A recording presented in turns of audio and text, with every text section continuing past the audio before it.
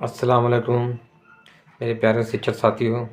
जैसा कि ग्रुप में व्हाट्सएप के माध्यम से बहुत सारे साथियों के मैसेज आ रहे हैं।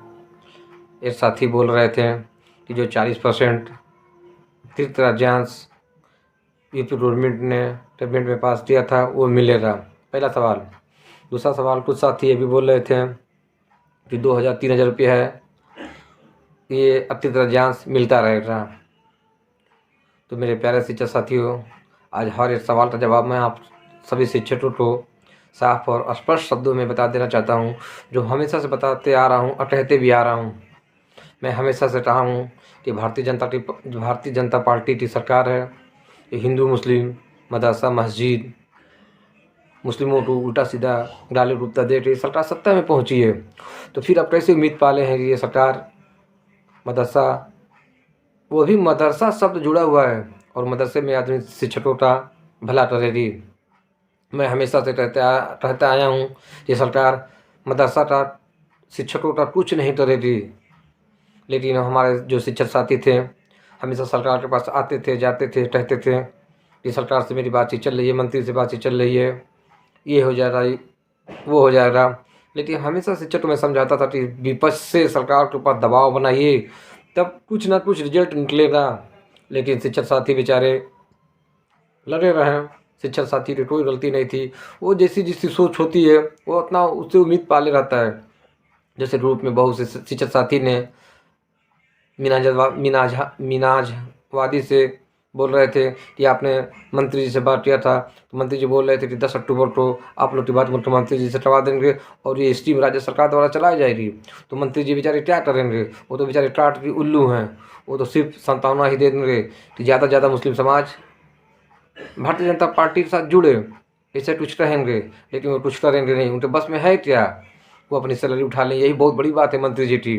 तो मेरे प्यारे शिक्षक साथियों, जब आज विपक्ष के एक मामूली से विधायक ने सवाल किया नेताजी से, जो धर्मपाल सैनी हैं, कैबिनेट मंत्री हैं, मदरसा आधुनिक शिक्षक थे, तो उनसे सवाल किया गया तो उन्हें साफ और स्पष्ट शब्दों में ये कह दिया कि मदरसा आधुनिक स्कीम 2021-22 में ही बंद हो चुकी है। हमारे पास सेंट्रल गवर्नमेंट से लेटर आया है, लेकिन मंत्री जी ने एक भी बार ये नहीं कहा कि स्कीम बंद हो चुकी है। इस स्कीम को अब राज्य स्तर द्वारा चलाई जाएगी। मुख्यमंत्री जी से बातचीत की जा रही है और जो जितने भी शिक्षक हैं इन सारे शिक्षकों को बेकार होने नहीं दिया जाएगा। मंत्री जी ने एक बार भी ये नहीं कहा, जबकि मंत्री जी को कम से कम 100 बार ये ज्ञापन दिया जा चुका है। माननीय आशुतोष सिन्हा जी, मेरा प्रश्न इसलिए मैंने लगा दिया था क्योंकि मदरसों के आधुनिक शिक्षकों का हाल बहुत बेहाल है। 6 साल से मान्यवर उनको नहीं मिला केंद्रांश, और हाल ये हो गया है कि 6 साल समझिए सर, वो अपने घर में कैसे बच्चों को पढ़ाते होंगे, कैसे घर चलता होगा, हमें आपको सोचना पड़ेगा।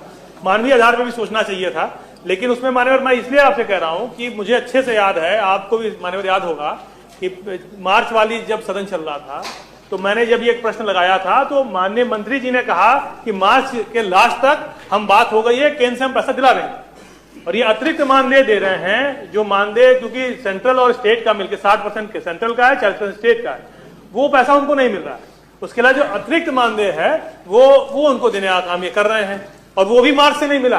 वो मार्च में जब मान्यवर सदन खत्म हुआ उसके बाद से आपने नहीं दिया किसी को।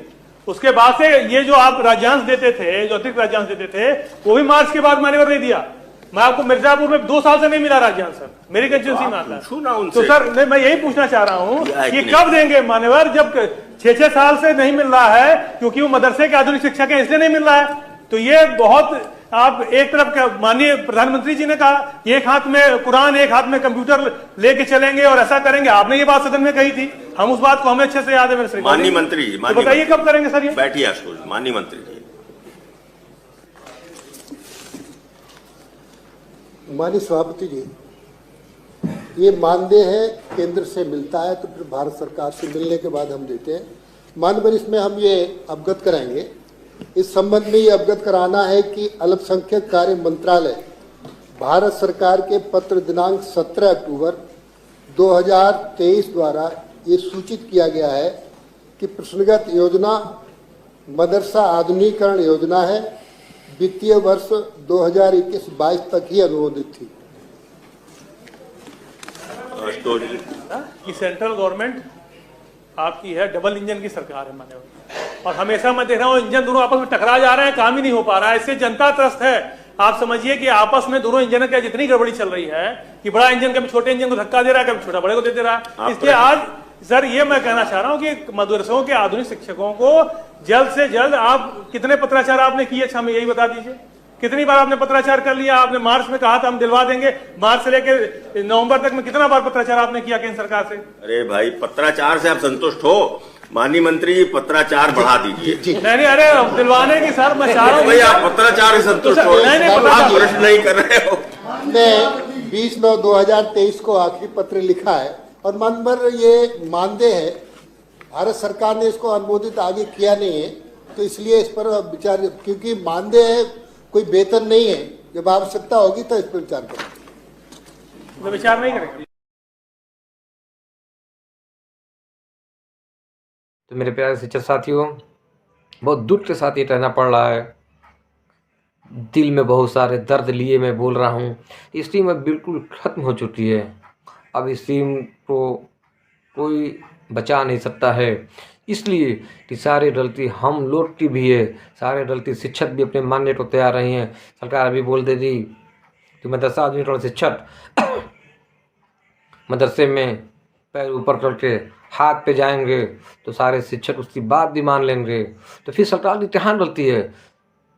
जिसकी एक दिन की सैलरी नहीं मिलती है और सरकार के खिलाफ धरना प्रदर्शन आ जाता है, सरकार को उखाड़ फेंकने के लिए तैयार हो जाता है। 69,000 भर्ती शिक्षक के मामले में बेचारे 500 से ज़्यादा दिनों से शिक्षक धरना दे रहे हैं, लाठियाँ उठा रहे हैं, और हम लोग 7 साल से मानदेय नहीं मिला है। सरकार बोल रही है चीर उड़, गधा उड़, बैल उड़, सारे चीज़ हम लोग उड़ा रहे हैं सरकार की बात मान के। तो फिर गलती सरकार की कहाँ है? गलती सारी हमें लोग की है। हम लोग ने सरकार का कभी विरोध किया ही नहीं, तो फिर सरकार कैसे हम लोग को मानदेय देगी? आप लोग तो सरकार के पास आते थे, जाते थे, मिलते थे, माला पहनाते थे, फिर अब क्या हुआ आपको? अब कुछ भी बचा नहीं। मेरे प्यारे शिक्षक साथियों, सारे शिक्षक साथियों से गुजारिश है, अब ये वीडियो देख लीजिए, जो धर्मपाल सिंह सैनी जी बोल रहे हैं साफ और स्पष्ट सुन लीजिए। और हाँ, अगर आपके मन में कोई सवाल है, कोई शंका है, तो प्लीज़ हमें कमेंट बॉक्स में अपना सवाल लिख दीजिए, और चाहे हमारे नंबर पर फोन कर सकते हैं। मेरा नंबर है 7071 नहीं मिला केंद्रांश। और सारे सवालों का जवाब आपको घर में कैसे बच्चों को पढ़ाते होंगे, अंदर मिल कैसे जाएगा, होगा, हमें आपको सोचना पड़ेगा। और मानवीय आधार पर भी सोचना चाहिए था, लेकिन उसमें मान्यवर मैं इसलिए आपसे कह रहा हूँ कि मुझे अच्छे से याद है, आपको मान्यवर याद होगा कि 5 मार्च वाली जब सदन चल रहा था, तो मैंने जब ये एक प्रश्न लगाया था, तो माननीय मंत्री जी ने कहा कि मार्च के लास्ट तक हम बात हो गई है, केंद्र से पैसा दिला दें। और ये अतिरिक्त मानदेय दे रहे हैं, जो मानदेय क्योंकि सेंट्रल और स्टेट का मिलकर 7% सेंट्रल का है, 4% स्टेट खत्म हो चुकी है, वो पैसा उनको नहीं मिला। उसके अलावा जो अतिरिक्त मानदेय है वो उनको देने का काम ये कर रहे हैं, और वो भी मार्च से नहीं मिला। मार्च में जब मान्यवर सदन खत्म हुआ, उसके बाद से आपने नहीं दिया किसी को। उसके बाद से ये जो आप राज्यांश देते थे, जो अतिरिक्त राज्यांश देते थे, वो भी मार्च के बाद मान्यवर नहीं दिया। मैं आपको मिर्जापुर में 2 साल